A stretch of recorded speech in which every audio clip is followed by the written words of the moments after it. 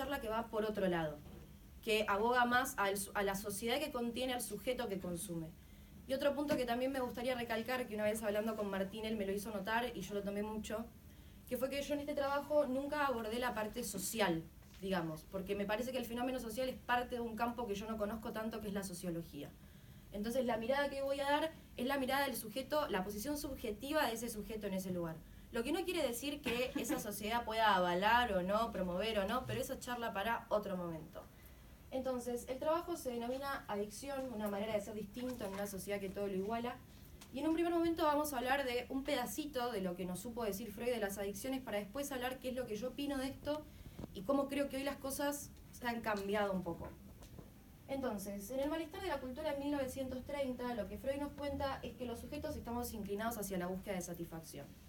Dentro de esta línea, vamos a querer ser felices, no vamos a querer dejar de serlo nunca, y esto nos va a llevar a esquivar el displacer para de esa manera poder tener sensaciones placenteras.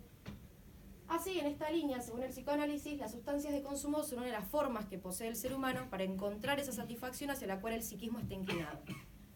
Pero lo que siempre nos recuerdan es que esto no va a ser eterno, ¿no? Entonces, que esta satisfacción es solamente una felicidad aparente y efímera, porque, según lo que Freud nos cuenta, la felicidad no se puede lograr en forma absoluta.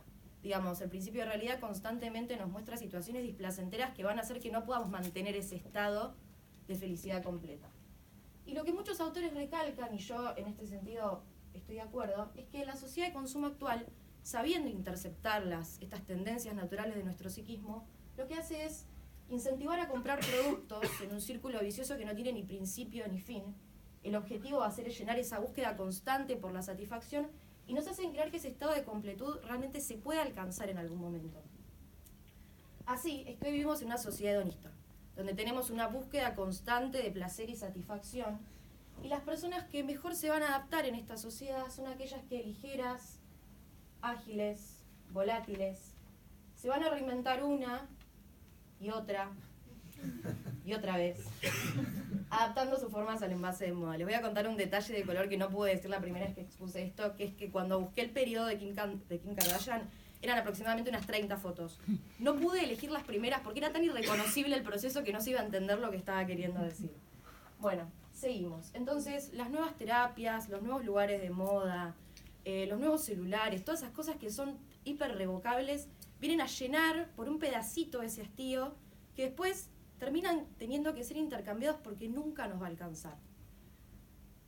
Y cabe preguntarse entonces, porque llega a determinado momento el plano material, llenar el plano material de mercancías espiritualmente vacías no es lo suficientemente placentero. Y lo que yo me pregunté, y me gustaría preguntarles a ustedes como pregunta que resuene, digamos, volviendo, no es en ese preciso momento donde los sujetos van a recurrir a sustancias de consumo que, si alguna vez prestamos atención, comparten principios análogos con los productos de consumo. Digo, tienen un efecto pasajero, efímero, automático, y para cuando ya empezamos a disfrutar ese nuevo pantalón, ese nuevo celular, ese nuevo todo, ya se nos está escapando de las manos porque ya queremos otra cosa. Bueno, y como les había dicho al principio, a mí me interesa otro punto, porque ¿qué me pasó cuando leía a Freud? Digo, sí, está bien, Freud apunta al inconsciente y lo que él nos contó va a seguir estando subyacente en nosotros siempre. Pero los tiempos cambiaron, las dinámicas son distintas.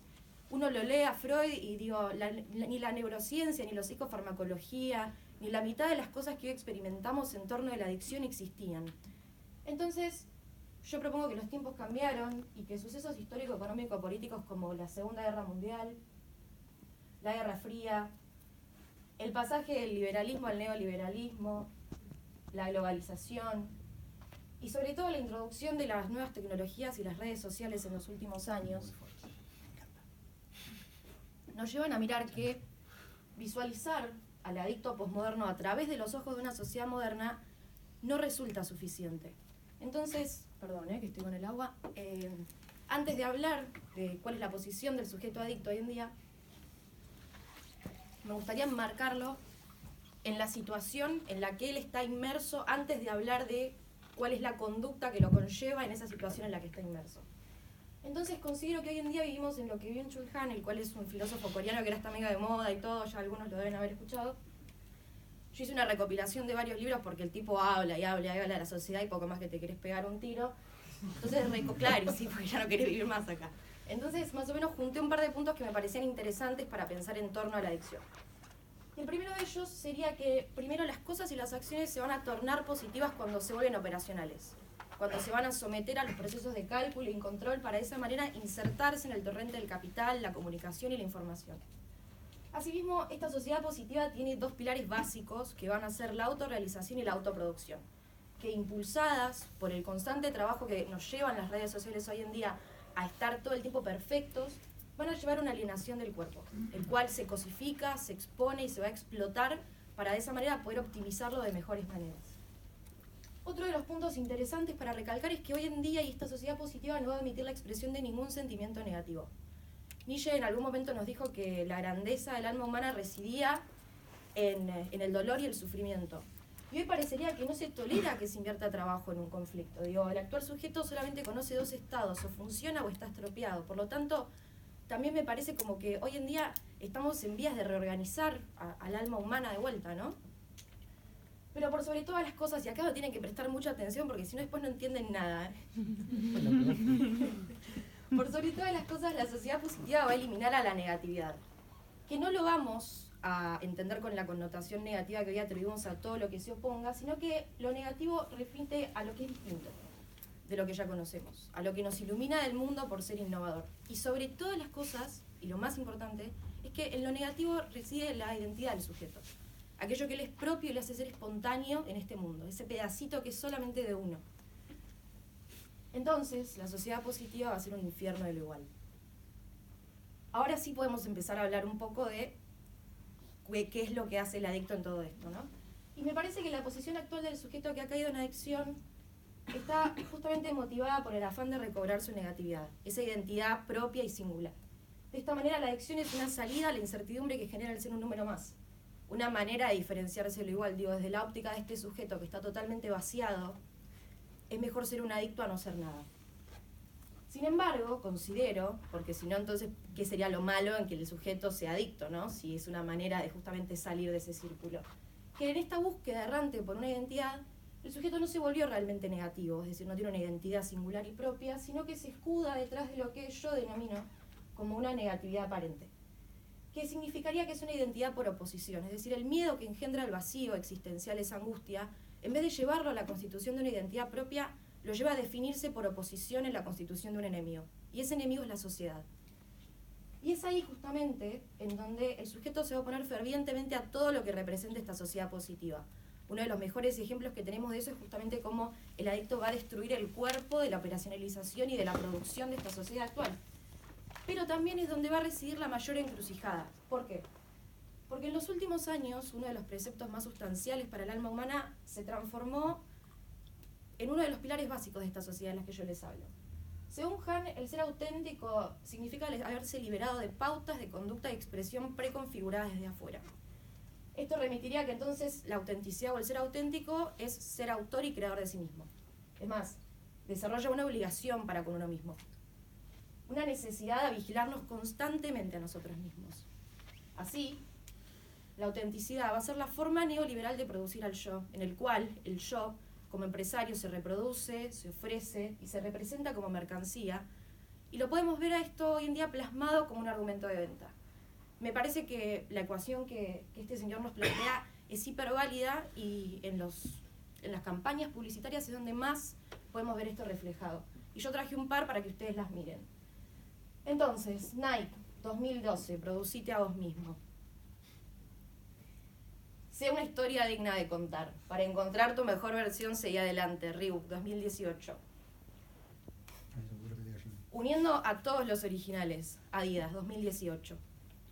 Entonces, en esta negatividad aparente adoptada de la que hablábamos, el sujeto ya no va a buscar crear desde la riqueza del ser uno mismo, porque la autenticidad, que es donde él tendría que recaer para ese proceso, es utilizada como argumento de venta de la sociedad de la que busca diferenciarse. Entonces, queda en la primera parte del proceso, porque no sé si se acuerdan que yo había dicho que la definición de autenticidad era despojarse de lo preconfigurado para llenarse de otra cosa, pero acá el sujeto queda despojado de lo preconfigurado y vacío. Ahora, no soy tan desesperanzadora y creo que tenemos una posible salida. ¿Y creo que una de las salidas para esto podría estar dado por un cambio de posición subjetiva, es decir, realizar un pasaje de esta negatividad aparente, esta identidad oposicionista, hacia una identidad propiamente dicha. Y para ello me parece que es necesario abandonar el intento de ser auténtico por el intento de ser átopos, que va a ser una palabra nueva que ahora vamos a contar a qué refiere. Lo átopos, como su etimología nos cuenta, refiere a aquello que no tiene lugar, lo que no se puede ubicar, aquello que es incomparable. No solamente el sujeto que se denomina como átopos, acá les voy a contar un dato de color, a Sócrates, sus discípulos, lo denominaban átopos, por la cantidad de conocimiento que el tipo albergaba y que no era posible de ubicar dentro de la comparación del otro. Entonces lo átopos no solamente es distinto, sino que es distinto de todo lo que es distinto de los demás. Creo que es el sujeto átopos el que se eleva por esos puntos de comparación. Digo, si ya no se puede comparar uno con el otro, automáticamente esos puntos de comparación no van a existir, y justamente es ahí donde el sujeto va a poder encontrar ese pedacito singular propio, esa identidad que lo lleve a adentrarse en ese camino y en esa búsqueda de sentido que es propia, personal, y que obviamente va a ser angustiosa, pero es sobre todo necesario que el sujeto se adentre en ese proceso. Y como conclusión, lo que me gustaría decir es que, como les dije al principio de esta presentación, yo no elegí este tópico, pero sí elegí cómo llevarlo y darle una vuelta.